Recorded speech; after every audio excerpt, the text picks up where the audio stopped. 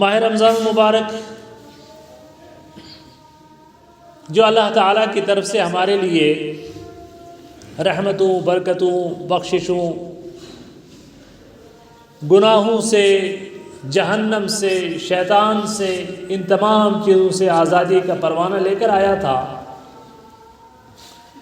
وہ اب اپنے بالکل آخری پڑاؤ میں ہے۔ ایک ہفتہ سے بھی کم باقی وقت ہے اور یہ آخری جمعہ ہے،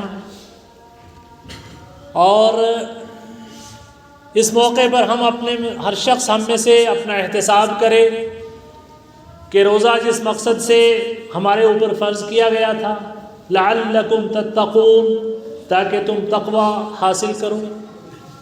کیا ہم تقوی کے اس امتحان میں پورے اترے ہیں؟ روزہ جو صبر کی تلقین کرنے آیا تھا، کیا ہماری زندگی میں صبر ہمارے مزاج کا حصہ بن چکا ہے؟ روزہ جو ہمدردی اور غمخواری کا سبق دے رہا تھا، کیا ہمارے اندر ہمدردی اور خیرخواہی اور غمخواری کا جذبہ پیدا ہوا ہے؟ روزہ جو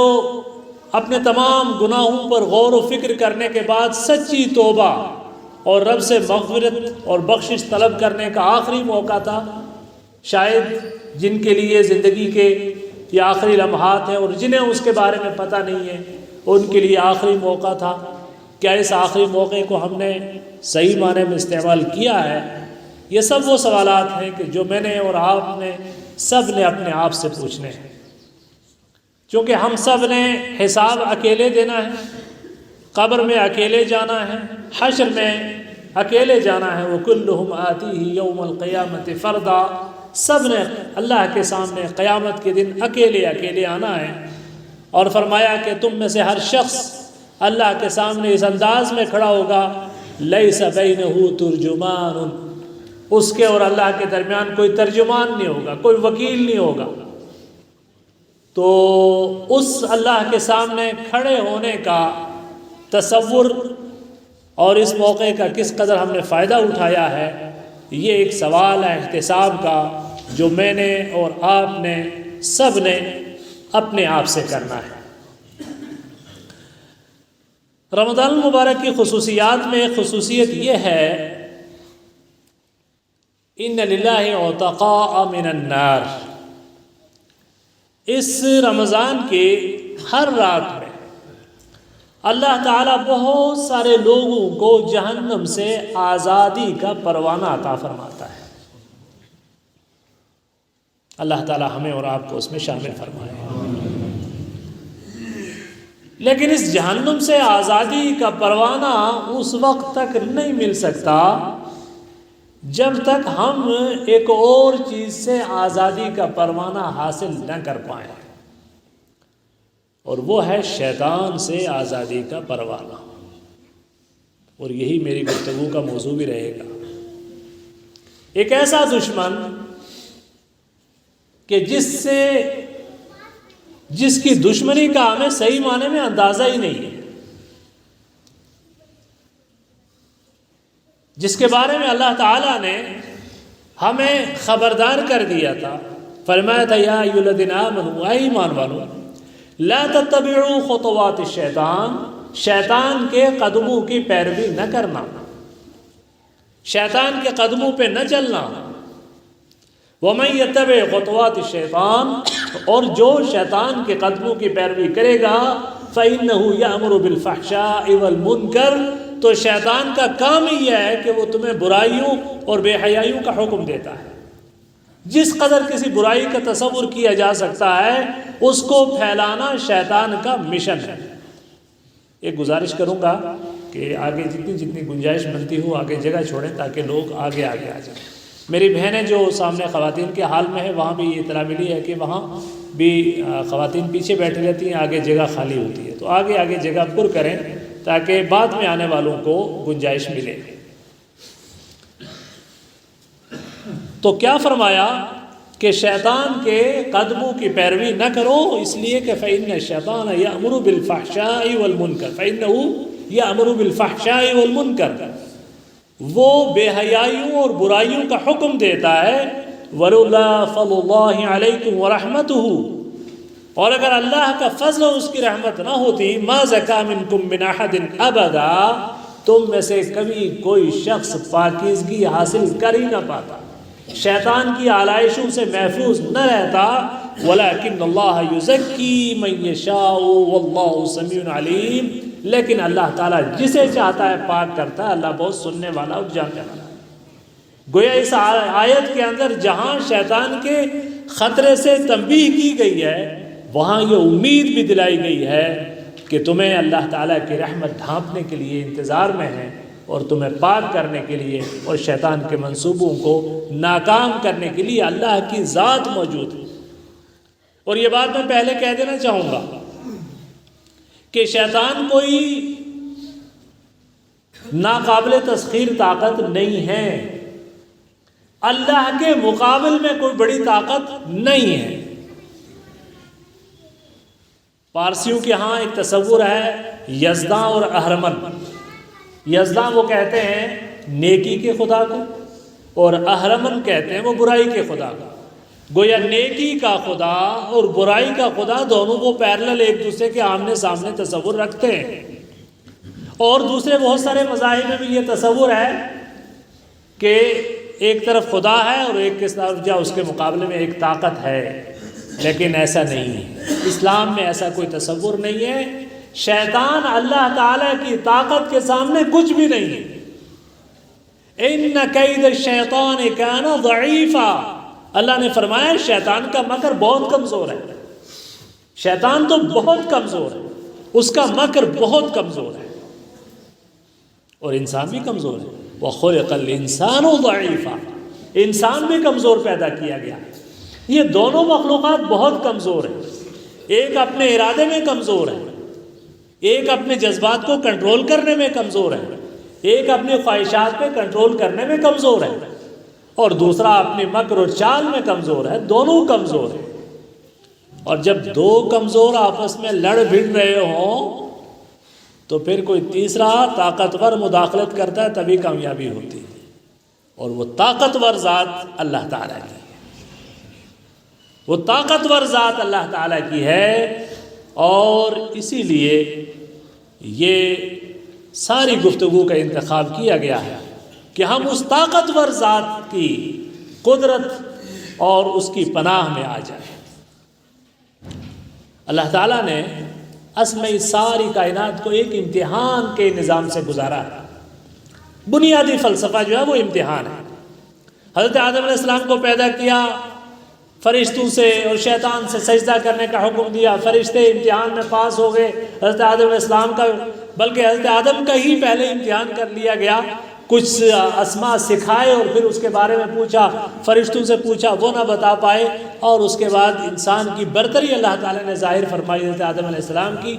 تکریم کی حضرت آدم علیہ السلام کی، فرشتوں کو ان کا سجدہ کرنے کا حکم دیا، اور وہ مخلوق لا یعصون اللہ ما امرہم، جو اللہ کی نافرمانی کا سوچ بھی نہیں سکتے، انہوں نے فوراً وہ سجدہ ریز ہو گئے۔ اور شیطان سے بھی کہا گیا تو اس نے تکبر کیا، ابا واستکبر، اس نے انکار کر دیا، تکبر کر دیا، کہا خلقتنی من نار وخلقتہ من طین، اسے تو نے مٹی سے پیدا کیا، مجھے آگ سے پیدا کیا۔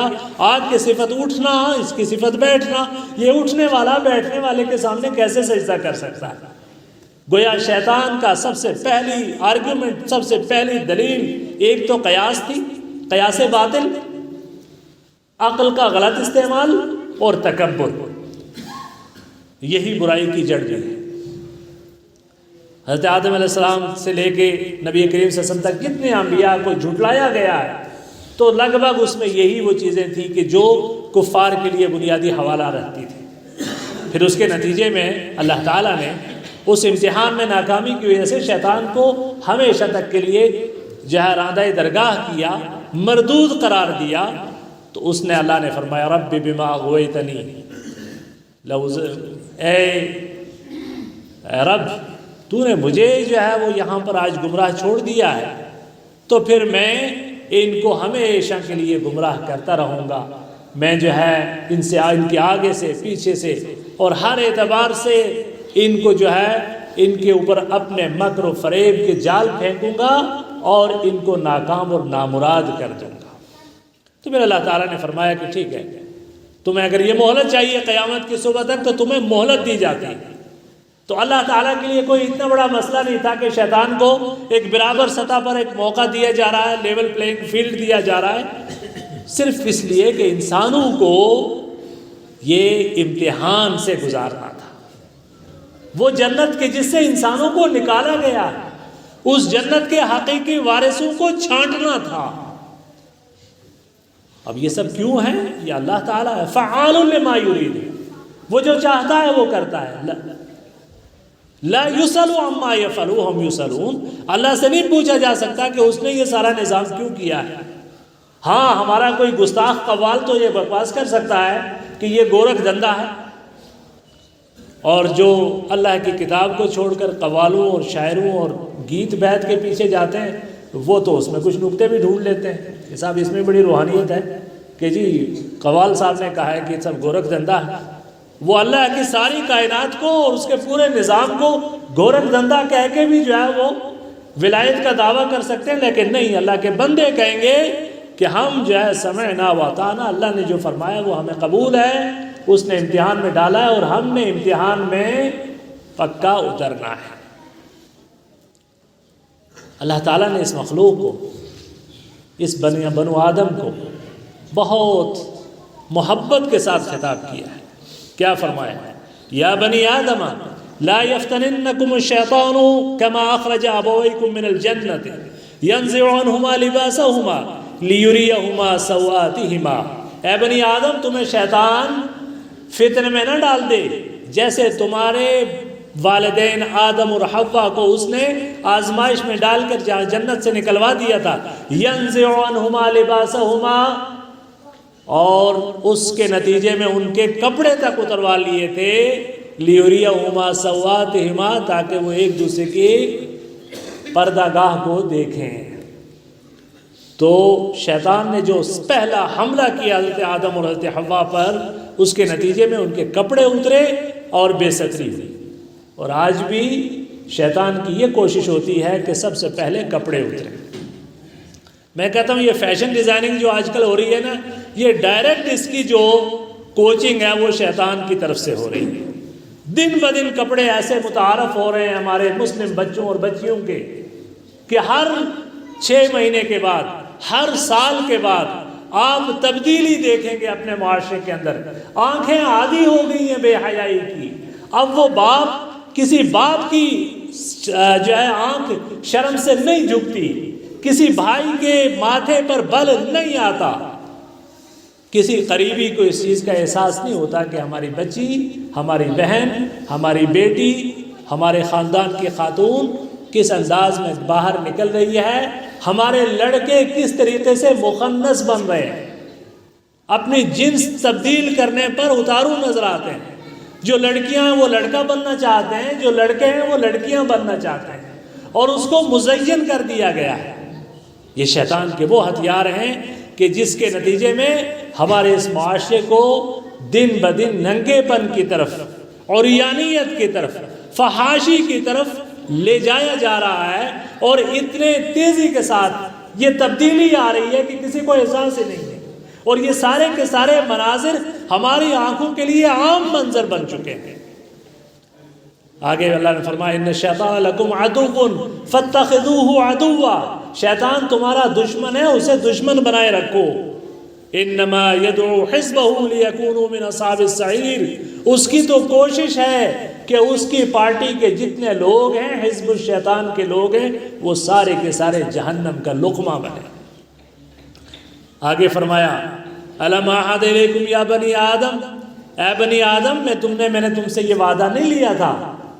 اللہ تعالیٰ اپنے بندوں سے بڑے چاؤ کے ساتھ فرما رہا ہے الم اعہد الیکم یا بنی آدم، اے بنی آدم کیا میں نے تم سے یہ وعدہ نہیں لیا تھا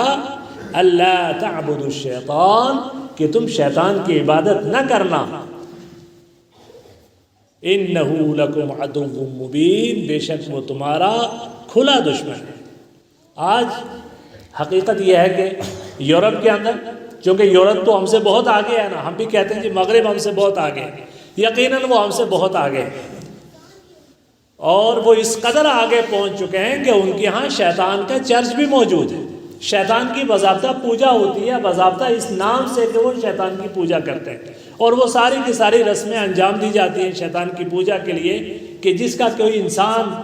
فطرت سلیمہ پر رہنے والا انسان اس کا تصور بھی نہیں کر سکتا. ان کے یہاں یہ چیزیں ہیں. لیکن ہم بھی شیطان کی کوئی کہے کہ صاحب پوجا کرتے ہیں تو کوئی انسان اس چیز کا اقرار نہیں کرے گا کہ وہ شیطان کی پوجا کرتا ہے. شیطان جس چیز کے لیے ہمیں آمادہ کرتا ہے، اگر ہم اس کے لیے آمادہ ہو جاتے ہیں تو یہ شیطان کی پوجا.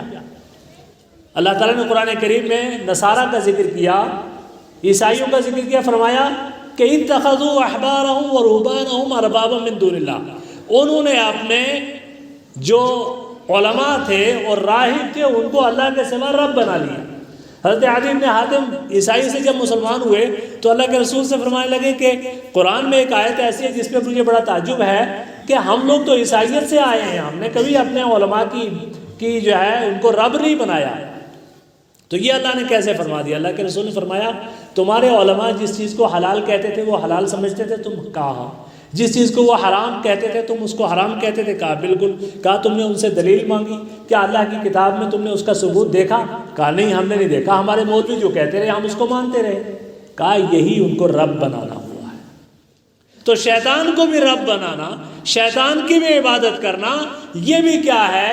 کہ شیطان جن برائیوں کی طرف ہمیں مائل کرے، اگر ہم اس کی طرف مائل ہوتے جائیں تو شیطان کی عبادت ہے جس سے اللہ تعالیٰ نے ہمیں منع فرمایا ہے. آگے شیطان نے جو مختلف انداز سے انسانوں کو، چونکہ میرے پاس دلائل بہت زیادہ میں نے جمع کیے ہیں اس حوالے سے، تو جس قدر وہ ہمارے پاس وقت ہوگا میں وہ چیزیں آپ کے سامنے شاید زیادہ مرتب نہ ہو، لیکن میں آپ تک یہ پہنچانے کی کوشش کروں گا جو ایک مضمون ہے کہ ہمیں اس شیطان سے اس مہینے کے اندر آزادی کا پروانہ اگر مل جائے تو یقین مانیے انشاءاللہ جنت ہماری ہوگی اور ہم جہنم سے بھی آزادی کا پروانہ حاصل کر لیں گے.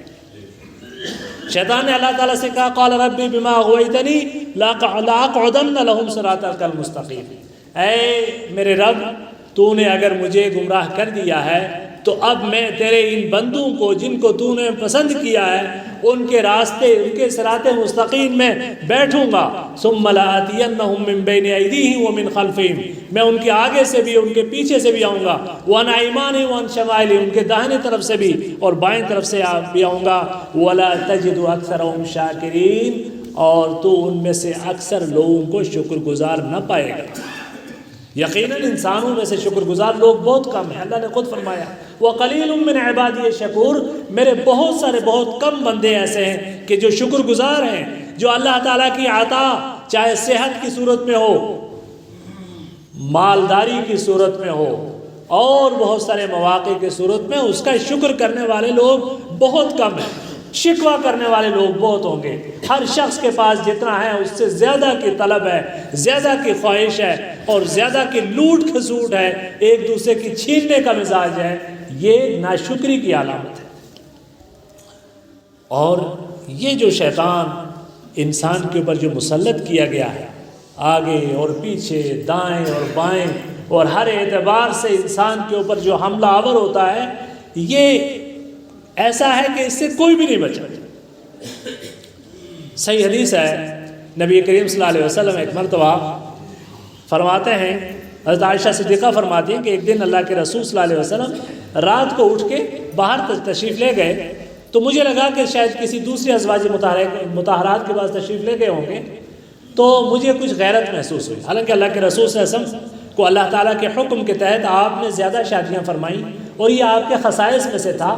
اور اس میں اس کی بہت ساری حکمتیں اور مصلحتیں تھیں. اس کے تحت آپ نے باریاں مقرر کی تھی اور انتہائی انصاف کا مظاہرہ فرماتے تھے. ایک دن اللہ کے رسول صلی اللہ علیہ وسلم اٹھ کے تشریف لے گئے تو حضرت عائشہ صدیقہ فرماتی ہیں کہ مجھے بڑی غیرت محسوس ہوئی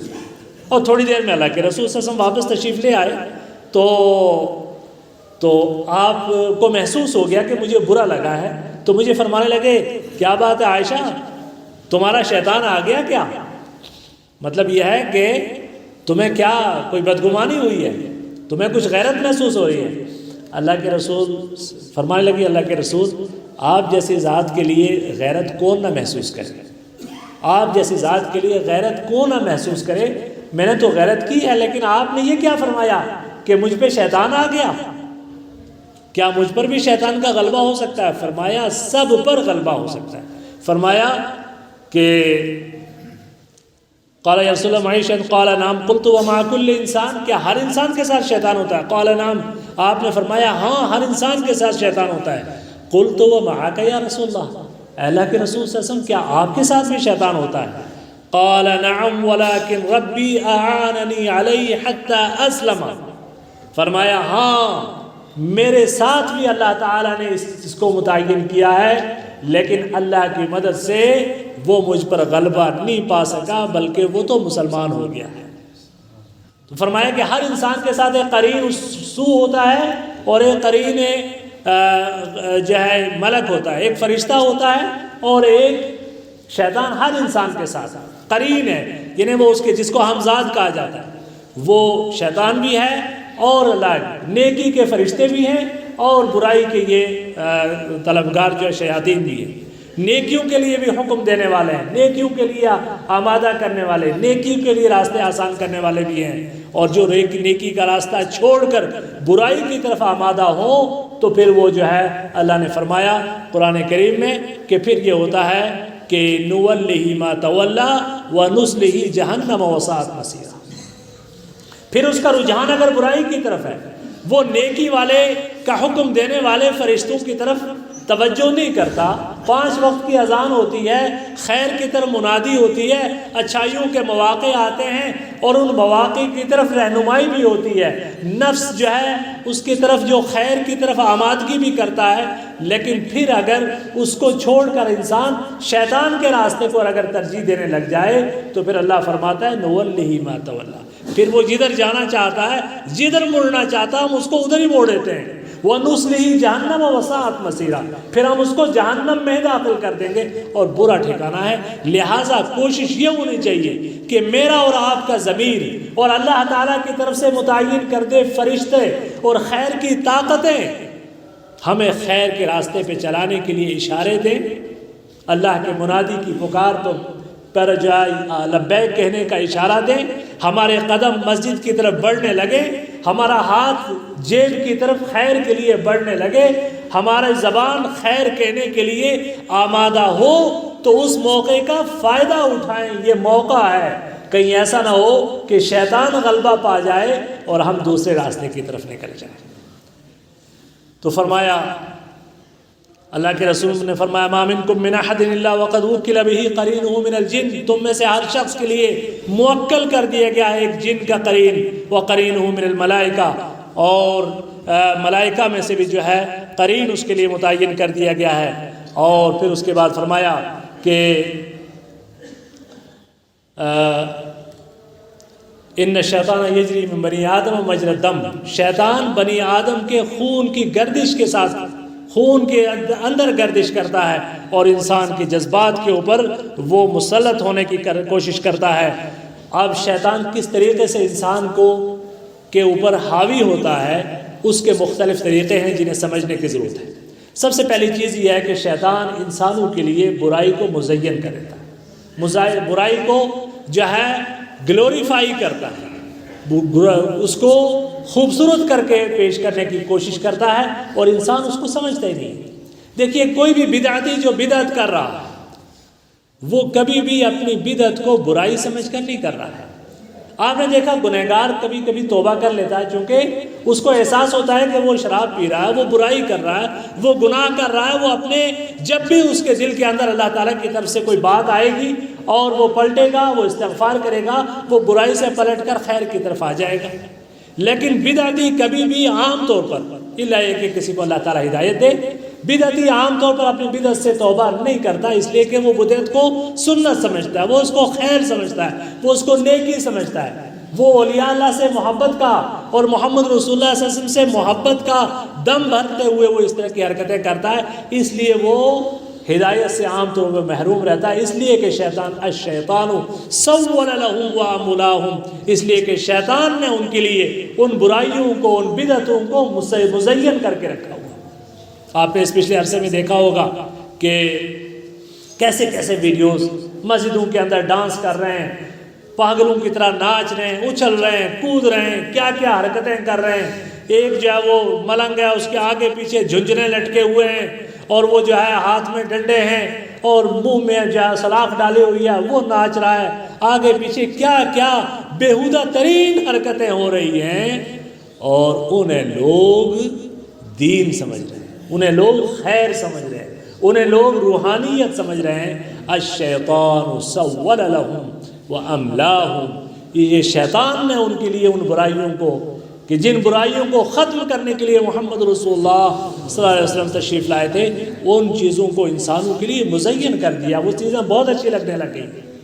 تو اس اعتبار سے یہ سب کچھ جو ہے شیطان انسان کے لیے کیا کرتا ہے، برائیوں کو مزین کر دیتا ہے۔ پھر اس کے بعد آپ مختلف قسم کے نئے جو فیشن آ رہے ہیں، چاہے لباس میں ہیں، بالوں میں ہیں، کھانے پینے میں ہیں، زندگی کے جتنے انداز میں ہیں، ہر برائی کے لیے آپ کے پاس کوئی نہ کوئی جسٹیفیکیشن ہوگی۔ یہ جسٹیفیکیشن شیطان کی طرف سے ہوتی ہے، یہ شیطان کا املا ہے، یہ شیطان کی طرف سے جسٹیفائی کیا گیا ہے، اور وہ آپ اس کے لیے ہر برائی کو لیگلائز کرتے جا رہے ہیں، لیجیٹیمائز کرتے جا رہے ہیں، چونکہ شیطان آپ کے لیے ان چیزوں کو مزین کر رہا ہے۔ اور پھر اس کے بعد دوسرا طریقہ شیطان کا یہ ہے کہ شیطان انسانوں کے درمیان بغض اور عداوتیں پیدا کرتا ہے۔ اللہ نے فرمایا انما یرید الشیطان ان یوقع بینکم العداوۃ والبغضاء، شیطان چاہتا ہے کہ وہ تمہارے درمیان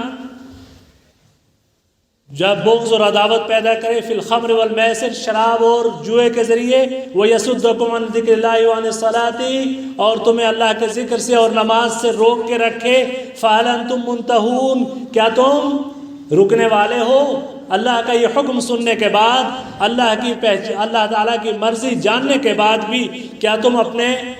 اس چیز سے پیچھے ہٹنے کے لیے تیار ہو کہ تمہارے درمیان یہ دشمنیاں شیطان کی ڈالی ہوئی ہیں؟ حضرت یوسف علیہ السلام کو ان کے بھائیوں نے دشمنی کی انتہا کرتے ہوئے کنواں تک میں ڈال دیا اور ان کی موت کا سامان کر دیا، لیکن جب اللہ تعالیٰ نے اپنے منصوبے کے تحت اس کنویں سے گزار کر، مصر کے بازار سے گزار کر، عزیز مصر کے دربار سے گزار کر اس دربار کا مالک اور بادشاہ بنا دیا، اور ان بھائیوں کو کہ جنہوں نے ان کے درمیان نفرت ڈالی تھی، وہ نفرت کی بنیاد پر انہیں ختم کرنے کا منصوبہ بنایا تھا، وہی سارے کے سارے سوالی بن کر جب ان کے در پہ پہنچے ہیں، تو پھر حضرت یوسف علیہ السلام نے وہ بات کہی تھی کہ جو شیطان کے مخالف ہر مومن کو کہنی چاہیے تھی کہ من بعد ان نزغ الشیطان بینی و بین اخوتی، میرے اور میرے بھائیوں کے درمیان یہ ساری دشمنی، مجھے کنویں میں ڈالنا، میری موت کا سامان، یقینی سامان پیدا کرنا، یہ شیطان کی کارستانی ہے۔ میں شیطان کی اس کارستانی کو کامیاب نہیں ہونے دوں گا۔ میں تو کہوں گا کہ لا تثریب علیکم اليوم یغفر اللہ لنا ولکم، میں تو آج تم سے کوئی مواخذہ نہیں ہے، میں تمہیں معاف کرتا ہوں، ساری دشمنیاں معاف کرتا ہوں، آؤ اور اللہ سے اپنے لیے مغفرت طلب کرتے ہیں۔ اور یہ وہ طریقہ کار ہے کہ وہ شیطان کس طریقے سے جو ہے کرنا ہے۔ اللہ کے رسول صلی اللہ علیہ وسلم، صحیح مسلم کی روایت ہے، اللہ کے رسول صلی اللہ علیہ وسلم نے فرمایا ان ابلیس قد ایس ان یعبده المصلون ولکن فی التحریش بینکم، کہ شیطان فی التحریش بینہم، کہ شیطان اس بات سے مایوس ہو چکا ہے کہ وہ لوگ کہ جو کلمہ لا الہ الا اللہ محمد رسول اللہ پڑھ چکے ہیں کہ وہ دوبارہ بتوں کی پوجا کریں گے، وہ اب غیر اللہ کی پوجا شاید نہ کریں، لیکن اب جو لوگ شیطان کی پوجا سے انکار کرنے والے ہیں ان کے درمیان وہ یسعی بینہم التحریش، وہ ان کے درمیان اختلاف پیدا کرتا ہے۔ چنانچہ آپ دیکھیں گے کہ وہ لوگ کہ جو عقیدہ صحیحہ پر ہیں، وہ عقیدہ توحید پر ہیں، وہ عقیدہ اتباع سنت پر ہیں، جن کے بارے میں اب شیطان کو مایوسی ہے کہ یہ شرک نہیں کریں گے، یہ بدعات نہیں کریں گے، تو شیطان پھر ان کے درمیان داخل ہوتا ہے اختلافات کے ذریعے، ان کے درمیان دشمنیاں پیدا کرنے، ان کے درمیان چھوٹی چھوٹی چیزوں کی بنیاد پر اختلافات ہوں گے، ان کی جماعتیں ٹوٹیں گی، ان کے ادارے ختم ہوں گے، ان کی دعوت متاثر ہوگی، ان کا کام متاثر ہوگا، اور جس کام کے لیے ان کو برپا کیا گیا ہے، کنتم خیر امت اخرجت للناس کہا گیا ہے کہ تم سب سے بہتر امت ہو کہ جو لوگوں کی ہدایت کے لیے برپا کیے گئے ہو، اور وہ آپس میں لڑ پڑیں گے، کسی مسجد کے معاملات پہ لڑیں گے، کسی جمعیت کے معاملے پہ لڑیں گے، کسی مدرسے کے معاملات پہ لڑیں گے، کسی اچھائی اور خیر کا کوئی جلسہ کر لیجئے، دینی جلسہ، اور جلسے کے بعد دیکھیے گا کس طریقے سے انتظامیہ کمیٹی کے لوگ آپس میں لڑ رہے ہوتے ہیں، اور لوگوں کے ذہن میں آتا ہے جی یہ پیسے پر لڑ رہے ہیں، حالانکہ حقیقت یہ ہوتا ہے کوئی پیسے پہ لڑ رہا ہوتا ہوگا، لیکن عام طور پر وہ چھوٹے چھوٹے معاملات پر شیطان کی نفسانیت داخل ہو جاتی ہے، مسجد کمیٹیوں میں، مدرسہ کمیٹیوں میں، جمعیتوں میں، دین کے کاموں میں، اور یہ سب شیطان کی جو ہے وہ ایک چال ہوتی ہے ان کو آپس میں لڑانے کی، تاکہ ان کا دینی اور دعوتی کام متاثر ہو۔ یہ بھی شیطان کا ایک طریقہ ہے، لیکن میں آپ سے عرض کروں کہ یہ شیطان کتنا بھی طاقتور ہو، کتنا چالاک ہو، کتنا اس کے، اور شیطان کس کن راستوں سے داخل ہوتا ہے، دینداروں کے اوپر بھی داخل ہوتا ہے، اولیاء اللہ کے اوپر بھی داخل ہونے کی کوشش کرتا ہے، علماء کے اوپر بھی داخل ہونے کی کوشش کرتا ہے، ان کے اندر خود پسندی پیدا ہوتی ہے، ان کے اندر دوسروں کے بارے میں بغض پیدا ہوتا ہے، اور کتنی چیزیں ہیں، باضابطہ اس پہ ایک کتاب لکھی گئی ہے من مداخل الشیاطین علی الصالحین، کہ شیاطین صالح لوگوں کے اوپر کہاں سے داخل ہوتے ہیں، کس کس طریقے سے ان کو جو ہے اپنے راستے پر چلانے کی کوشش کرتے ہیں، تو ان سب چیزوں سے بچنے کی ضرورت ہے۔ میں نے آپ سے عرض کیا کہ یہ سب کچھ ہے، یہ اس کی ساری شرارتیں ہیں، یہ سب کچھ ہے، لیکن اللہ تعالیٰ کی جو رحمت ہے وہ ہر چیز پر غالب ہے، ہر چیز کے اوپر غالب ہے، کہ اللہ کے رسول، اور آخری حدیث پڑھ کے جو ہے بات ختم کروں گا، اللہ کے رسول صلی اللہ علیہ وسلم کی طرف سے ایک بہت عظیم ہمارے لیے خوشخبری بھی ہے۔ ان الشیطان قال وعزتک وجلالک لا ابرح اغوی عبادک، اللہ کے رسول فرماتے ہیں کہ شیطان نے اللہ تعالیٰ کے سامنے قسم کھائی کہ تیری عزت اور تیری جلال کی قسم، میں قیامت تک کے لیے ان تیرے بندوں کو گمراہ کرنے کی کوشش کروں گا۔ فقال الرب جل جلالہ، تو اللہ نے اس کے چیلنج کے مقابلے میں ایک بات کہی تھی، فرمایا تھا وعزتی وجلالی لا ازال اغفر لهم ما استغفرونی، اگر تو یہ قسم کھاتا ہے کہ میں ہمیشہ انہیں گمراہ کرنے کی کوشش کروں گا، اور قسم بھی تو میری کھاتا ہے، میری عزت و جلال کی قسم کھا کے تو یہ کہتا ہے کہ میں ان کو ہمیشہ گمراہ کرتا رہوں گا، تو سن وعزتی وجلالی، میری عزت اور میرے جلال کی قسم، لا ازال اغفر لهم ما استغفرونی، جب جب وہ مجھ سے بخشش طلب کریں گے میں ان کو معاف کرتا رہوں گا، جب جب وہ مجھ سے بخشش طلب کرتے رہیں گے میں انہیں معاف کرتا رہوں گا۔ کر لے شیطان، اور شیطان کو سب سے زیادہ تکلیف ہوتی ہے اس چیز سے، اذان سن کر وہ بھاگتا کیوں ہے؟ اللہ کے رسول صلی اللہ علیہ وسلم فرماتے ہیں کہ اذان سن کر وہ کوسوں بھاگتا ہے۔ آپ نے دیکھا ہوگا اذان کی آواز سنتے ہی گیدڑ، کتے وغیرہ بہت زیادہ بھونکتے ہیں، تو لوگوں کو بڑا تعجب ہوتا ہے یہ تو اللہ کا نام پکارا جا رہا ہے، یہ بھاگ کیوں رہے؟ وہ بھاگتے اس لیے کہ وہ شیطان کو بھاگتے ہوئے دیکھتے ہیں، حدیث سے ثابت ہے، وہ شیطان کو بھاگتے ہوئے، اور اللہ نے ان فرشتوں کو کچھ ایسے ڈائمنشنز تک رسائی دی ہے جس پہ انسان کی ان ڈائمنشنز تک رسائی نہیں ہے، اور وہ جو ہے ان کو دیکھتے ہیں اور وہ بھاگتے ہیں، یہ اللہ تعالیٰ کی طرف سے ایک چیز ہے۔ تو فرمایا کہ جب تک وہ بخشش طلب کرتے رہیں گے میں ان کو بخشتا رہوں گا۔ ہمیں اس شیطان سے بچنے کے نسخے بتائے گئے ہیں، فرمایا سورہ بقرہ سارے شیطانوں سے بچاؤ کا ایک بہترین ہتھیار ہے۔ اور ایک بات جو کہنا بھول گیا تھا اور بہت خطرناک قسم کی بات ہے، شیطان کا ایک مؤثر قسم کا ہتھیار جو ہمارے اس پورے معاشرے کو نگل رہا ہے، وہ جادو کا دھندا ہے، اور ہر چوتھے گھر میں آپ دیکھ لیجئے کسی نہ کسی کے اوپر جادو ہے، کسی رشتے کے اوپر جھگڑا ہے، کوئی اور قسم کا حسد ہے، سگے رشتہ دار، قریبی رشتہ دار اور یہ اس طرح کے لوگ ایک دوسرے کے ساتھ وہ دشمنی کر رہے ہیں کہ جس دشمنی کا تصور ہی نہیں کیا جا سکتا۔ کس قدر شیطان خوش ہوتا ہوگا یہ مناظر دیکھ کر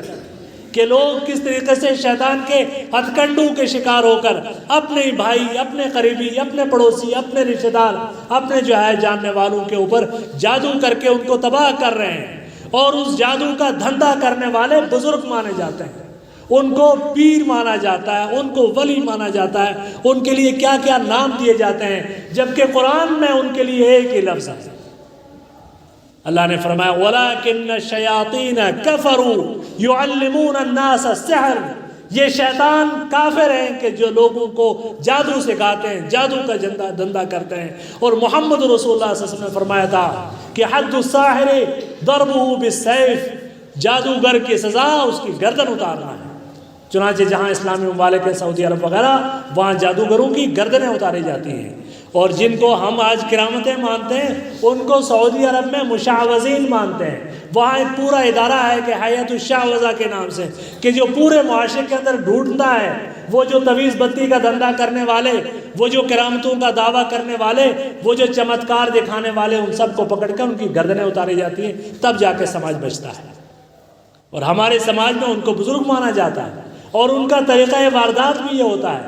کہ ضروری نہیں کسی قریبی نے جادو کروایا ہو سکتا ہے انہوں نے خود ہی اپنے شیطانوں کے ذریعے کسی گھر پر اثر انداز ہوئے ہوں، اور پھر اس کے بعد انہوں نے جو ہے وہ اس کے نتیجے میں ایک کاروبار شروع کر دیا۔ وہ جن کے اوپر اثر ہوا وہ بھاگے، وہ انہی کے پاس پہنچے، انہوں نے کہا جی وہ جی تمہارے گھر میں نے حساب دیکھا جی وہیں پہ کچھ ہے، وہیں آس پاس میں کچھ، اور ایسا شک پڑتا ہے کہ اگلے کہتے ہیں اچھا انہوں نے کیا، تم اور ان کے اوپر اور ڈبل کر دو، میرا علاج کرنے کا 5000 لو، ان کے اوپر جادو کرنے کا اور 10,000 روپے لے کے جاؤ۔ یعنی اس طریقے سے یہ برائی کا ایک نہ رکنے والا سلسلہ، یہ شیطان کا دھندا ہے، اور اس سے اپنے آپ کو اور اپنے سماج کو بچائیں۔ حکومتیں برائیوں پر کنٹرول کرنے کی کوشش کرتی ہیں، قانون حرکت میں آتا ہے، منشیات کے دھندے میں اگر بچے ضائع ہو رہے ہیں تو حکومت کسی نہ کسی طریقے سے قدغن لگانے کی کوشش کرتی ہے، لیکن اس دشمن کو نہ کوئی حکومت پکڑے نہ سماج کچھ کہنے والا، یہاں تک کہ جن کے اوپر جادو ہوتا ہے وہ بھی کہیں تذکرہ کرنے کے نہیں رہ گئے۔ یہ ایک بہت بڑا ظلم ہے، اور اس سے بچنے کے لیے اللہ کے رسول صلی اللہ علیہ وسلم نے فرمایا کہ شیطان سے کہ اس طرح کے چاہے وہ جادو کی صورت میں ہو یا کسی طرح کی صورت میں ہو، دو چیزیں خاص طور سے اپنے گھر کے اندر اس کا معمول بنا لیجئے۔ صبح و شام سورہ بقرہ پوری کی تلاوت اگر ہو سکے، ایک بار ہو سکے دن میں، ہفتے میں ہو سکے، مہینے میں ہو سکے، سورہ بقرہ کی تلاوت ہونی چاہیے، اور کم از کم سورہ بقرہ کا آخری رکوع تمام شیاطین سے بچانے والی چیز ہے۔ اور پھر جو کلمہ ہے